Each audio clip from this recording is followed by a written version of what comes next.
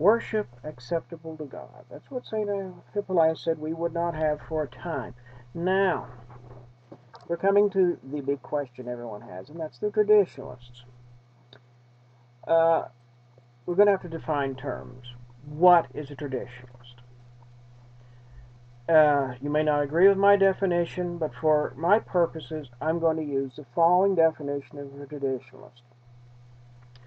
A traditionalist is a person who is in union with a priest or bishop or group whose bishop ultimately derives from a bishop that participated in Vatican II. Society St. Pius X is a perfect example. Archbishop Marcel Lefebvre participated in Vatican II, signing all but two of the documents according to his statement, which some contest, but the evidence appears to be in favor of Archbishop Lefebvre's statement than the opposition, from what little I've seen. Well, doesn't matter, but he did participate in Vatican II. He founded the Society St. Pius X within the Conciliar Church in 1970 with the Novus Ordo Missae. This is established fact. The only discrepancy is when did they throw out the Novus Ordo. In any case, anyone who derives from them would be considered traditional. So I would consider Bishops Fillet, Tisse de Malare, de Galaretta in the Society, Bishops Williamson and Farr, who are outside the Society, all the priests in union with him, and all the people going to their masses. These are traditionalists. Okay. The next group are the Took line bishops. Now, we're going to arbitrarily exclude the Palmarians. Palmaritory is a whole story unto itself. We don't have time to get into that here. We're just going to go ahead because traditionalists in general exclude the Palmarians and all the consecrations save those three in 1981, namely the one in May of Bishop Gerard de Laurier, and the one consecration with two men consecrated bishops, Moises Carmona and Adolfo Zamora, in October of 1981. Archbishop Took did consecrate other bishops. Everyone admits that. Leave that out of the controversy. That's your next major line, and their bishops descending from there. And those are the two main ones. You have a third consecration by Bishop Alfred F. Mendez, of Bishop Clarence Kelly, of the Society of St. Pius V. They are also considered traditionalists, and anyone descending from them. Bishop de Castromayor assisted Archbishop Lefebvre in those consecrations, but all four of those bishops participate in Vatican II. This is without question. They all admit to participating. And so, what does this mean? All four, for a notable period of time, were in communion with anti-popes Paul VI and John Paul I and John Paul II. Archbishop Took made his declaration in early 1982. We're going to presume that he had pulled away from John Paul II prior to that. There's some question about that. In any case, Archbishop Lefebvre, Bishop de Castromayor, didn't really die in communion with John Paul II because of the 1988 consecration, but they still would have inserted his name into the canon. Unicum, as Bishop Donald Sanborn addresses in a very good article on the subject, and we'll cover that some other time. In any case, and then Bishop Alfred F. Mendez was in communion with John Paul II, possibly to his death. This has not been discussed. This is objectively an act of schism. Now, this is where traditionalism gets off course. One person I know calls it tradecumenism, because the traditionalist position is not consistent. In fact, I recall reading an article by one of the traditionalist priests or bishops. He says, 90% of the people in the pews in my church on Sunday, which you shouldn't have a church, that's another story, don't necessarily accept my position in regard to the Pope. So let's think about this for a moment. There are three basic positions: Sede-vacantism, Sede-vacantism, and a middle one called Sede-privationism.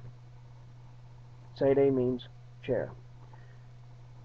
Sede-vacantism, mainly by the Society of St. Pius X and the Society of St. Pius X strict observance, and those all hold that the current person residing in Vatican City, Mr. George Bergoglio, is actually Pope Francis. It's Sede-vacantism, meaning the seat is occupied. No, they don't become Sede-vacantists when Francis resigns or dies. They're still Sede-vacantists because they're expecting those cardinals will elect another man to the papacy. Their position is inherently schismatic because they claim this man as Pope and yet refuse him obedience in legitimate orders. And I know they make all the arguments that it would be a sin for Archbishop Lefebvre not to consecrate bishops, or for Bishop Williamson not to consecrate Bishop Farr, or for any of these archbishops or any of these bishops to have ordained priests. Well, Paul VI, John Paul II, Benedict XVI, and Francis all have the Code of Canon Law on their side. Whether you take 83 or 17 code, either one's going to back them, not the Society of St. Pius X. When John Paul II said don't consecrate bishops, that's a direct order from the Pope. And no, we can't have a schizophrenic Pope, because that's what they're saying, is that all these men are head of two churches, the Catholic Church and the Conciliar Church. So we have to sift everything they say to see, well, oh, he's talking about the Conciliar Church, we can ignore that. No, he's talking about the Catholic Church, oh, we have to accept that. Well, we're not supposed to sift the Pope. If we have a Pope we need to sift, then maybe we don't have a Pope, which would be the Sede-vacantist position. We'll get to that in a minute. In any case,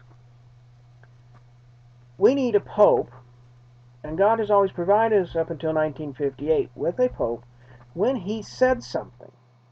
In regard to faith or Catholic discipline, he was dead on. He might be one heck of a sinner the rest of the time. He might be burning in hell today. But when it came to the faith, dead on. And don't tell me there were popes that became heretics. St. Robert Bellarmine went through every case and disproved every one in De Romano Pontifice, and I think we can take a doctor of the Church's word for it. Many other canonists and theologians and historians have followed through and proven the same thing. So a man cannot become a heretic and remain pope. So it's inherently schismatic. If Francis is pope, then the Society of St. Pius X should join with the indult in some manner. Bishop Pillet should reconcile the whole lot of them, and they should come under the Conciliar Church, because they say the Conciliar Church is really part of the Catholic Church, and someday the bad part will fall away or something. Inherently schismatic. Therefore, their masses are not worship acceptable to God, because they are in a state of schism, no matter how you slice it. And I mean, even non-Catholics have observed this in conversations with me, and one of them, he just came straight out and said it before I'd said a word. Okay. The next position is Sede-privationism. It's similar to Sede-vacantism, only the schizophrenia changes. It's also called Materiality or formaliter, or the Cassiacum thesis. It was invented by Bishop Gerard de Laurier.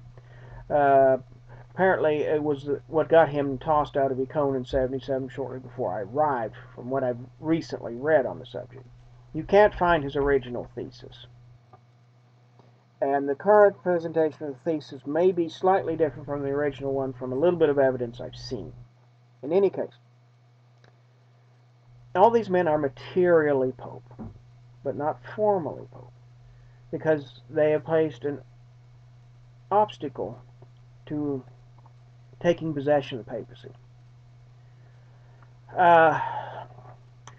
It'd be like if a catechumen were elected pope.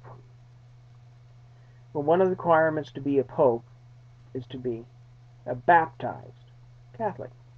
So if a catechumen were elected pope, presumably the election would be valid, but he could not formally become pope until he was baptized. Now,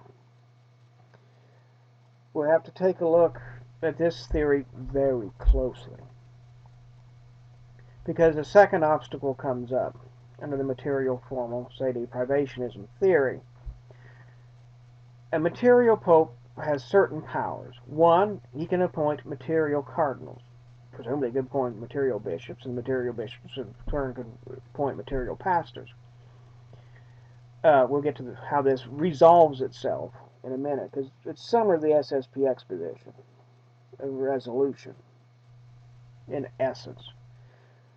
The operation is different because he's only materially pope because he cannot formally become pope. The obstacle placed by John Paul I, John Paul II, Benedict XVI, and Francis is that they were heretics, because another requirement is that a person be Catholic in the church. Heretics are outside the church.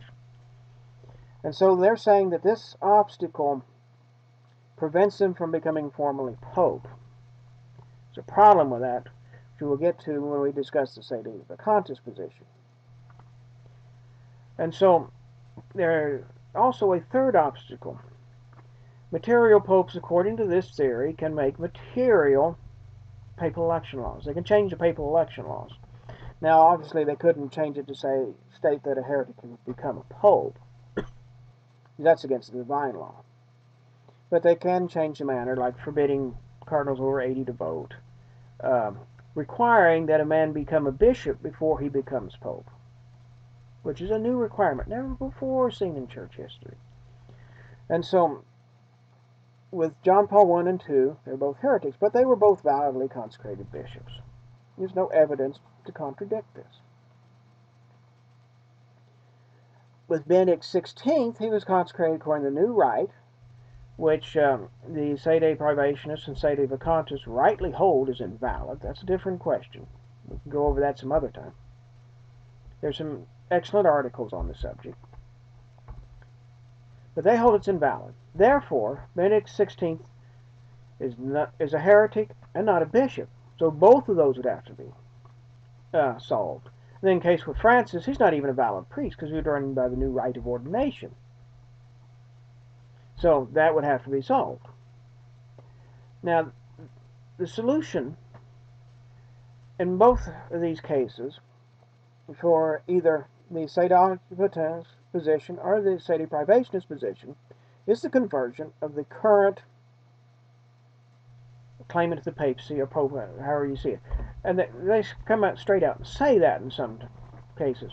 I've yet to see their prayer for the conversion of the pope. The Society of St. Pius X, Sede-privationists, should, at their Sunday Masses, be saying prayers for the conversion of the Pope. They should be saying Mass with that intention. Bishop Fillet should get together another million rosary crusade for the conversion of the Pope. Let's get honest. We want the church back the way it should be.